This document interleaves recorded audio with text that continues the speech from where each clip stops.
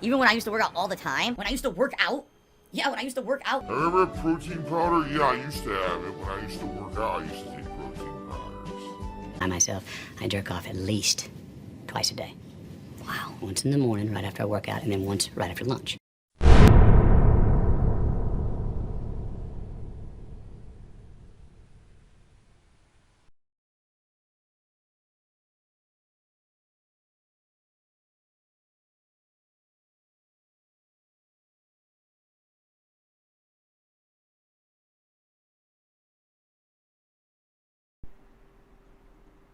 Losing weight.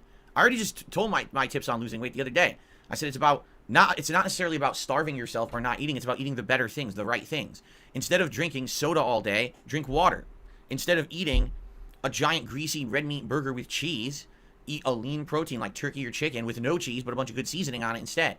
And then, don't sit around like a lump all day. Actually have some physical activity. It's a simple thing, but it takes changes to a lifestyle.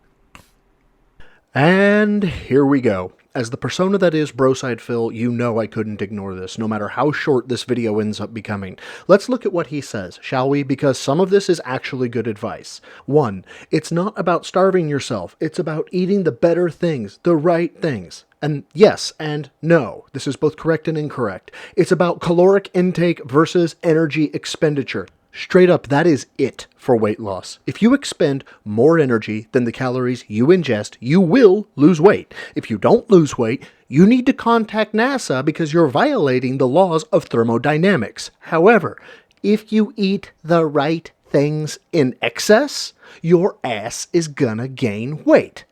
Next thing he says is drinking water is always the better option. Don't drink soda, drink water. And there's no argument from me there. The point he's trying to get across, but in my opinion failing to do so, is to adjust habits. No one should be saying to you, you can never have a Coke again. You can never have a Sprite again. You can never have a beer, a whiskey, whatever. Hell, Coke is one of my vices personally. But instead of killing 12 cans of Coke a day like I did in my teen years, I have maybe 1 a week, maybe 2 if I'm feeling extra deserving. But when Phil actually uses his platform for good, he spouts the same shit that soundbite experts push and tells you, thou shalt not ever consume these sins again, which, again, no. This ties into his greasy burger analogy. You can absolutely have a greasy burger if it fits into your caloric calculations. Is it better to have chicken or lean meat? For the most part, sure, but that doesn't mean it's the antichrist of food. And then we get into the rage-inducing moment. Don't sit around like a lump all day. My, I think, 3rd video was basically an audit of Phil's time. And guess what? Phil sits around like a lump all day. Take no advice from this man under the guise that he practices what he preaches. He doesn't. His DoorDash orders are proof of this. And this shit about changing your lifestyle, this motherfucker, if this asshole actually knew the sacrifice necessary to change his lifestyle and get to the gym and prioritize his time, he'd never talk about this so casually. But go off, Fitness Fabio Phil. Tell us more about how to get saggy man tits and a fucking bulging gut. Go off, son. The problem is that I see with most people who have issues with weight, not to say this is everyone, this is not a universal thing, but they've settled into a lifestyle where they're so used to doing the bad things, drinking soda, or a ton of coffee with a bunch of creamer and sugar and stuff like that in it constantly. Always eating something that's high in sodium or high in fat and cheese and things like that. That, since that's their routine, that's just all they know. And because of that, to break out of that habit, that bad habit, is very difficult. If that's all you know, if that's your routine and you're used to that, right? Some people say, oh, well, all I can really do is I stop at like McDonald's or whatever on the way home and I grab a few of the cheap things. So for like $7, I get a big meal or whatever. Yeah, but no, don't do that. Just don't. There's other things you could be doing. You could be, make a sandwich at home or, eat something different. You can't be eating that stuff every day. Well, holy hell, how the tables have turned. Don't you know, you fucking peasants? Fitness guru Phil has it all ironed out. You simply don't do the bad things. I mean, duh. You see, it's all about... Shut the fuck up, Phil.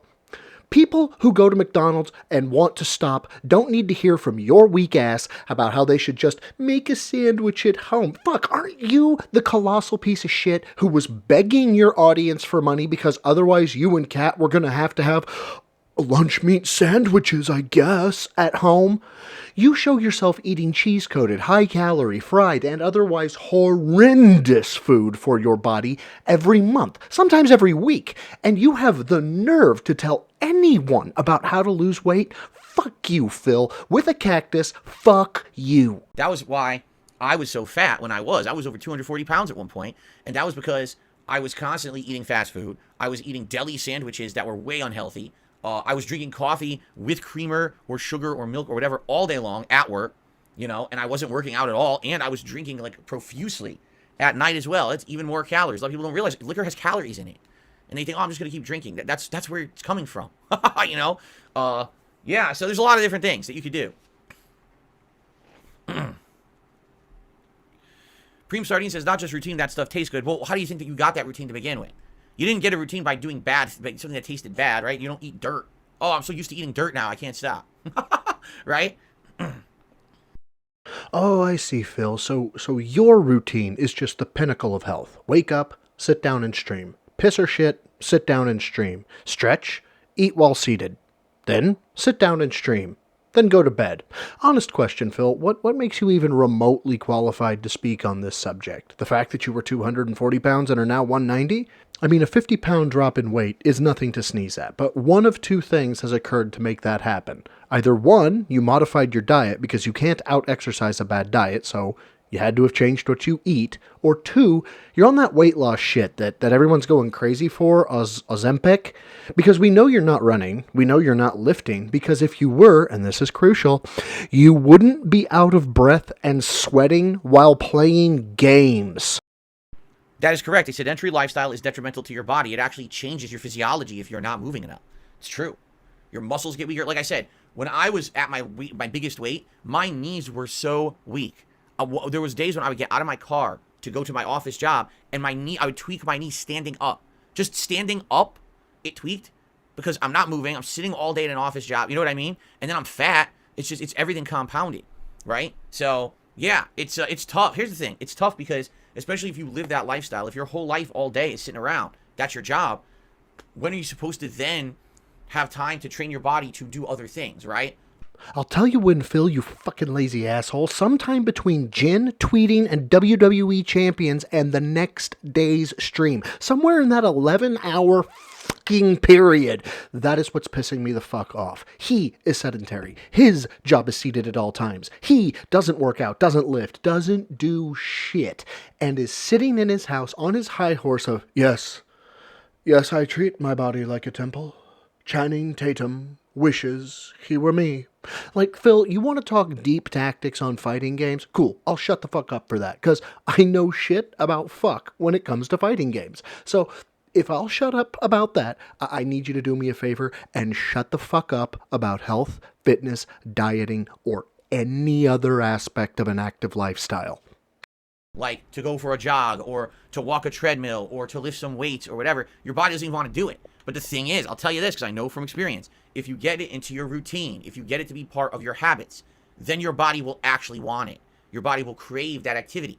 It'll want to break out of the sitting on your ass all day and go do something. You'll feel that desire to go move, you know? But you have to get into that routine. You can't just give up after one try or whatever. And it'll be rough at first. It is always the roughest at the beginning because your body's not used to it yet. You feel sore, you feel tired, you feel like shit. But once you get past that initial hurdle, then you get into it and then it's easier.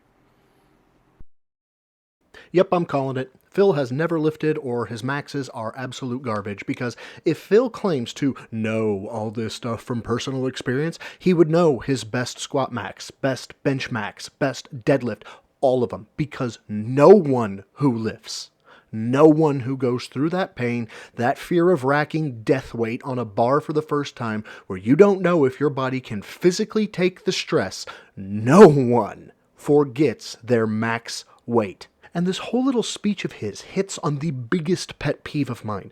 And that's when Phil acts as though he's been there or been through the rough time and now gets to talk about the happy times. When he acts like he understands depression, like he understands body dysmorphia, self-hatred to the molecular level, and the amount of dedication, discipline, and regimen it takes to try and defeat those. Because I still fail sometimes. That's what gets me. It's like me walking up to a Green Beret, a Navy SEAL, or a Delta operator and telling them, man, I've seen some fucked up combat. I'd be dismembered before my heart stopped beating. But yeah, that's it. If you are a member, you get to hear this on February 6th, because that's the date I'm making this, and this is the first time a video is going to be delayed as a perk for members. Don't worry, this is the last time I'll ever make that announcement. Big ups to RawPhil for the stream. I appreciate you so much. Big ups to my viewers, my subs, or anyone who likes, comments, shares, all the big things. But my biggest ups go to my members. Thank you so much for your support. I am truly humbled by you. Till next time, swole is the goal for a troll. Lift heavy, eat clean. I swear, I want to get Phil in a fucking gym and see his form.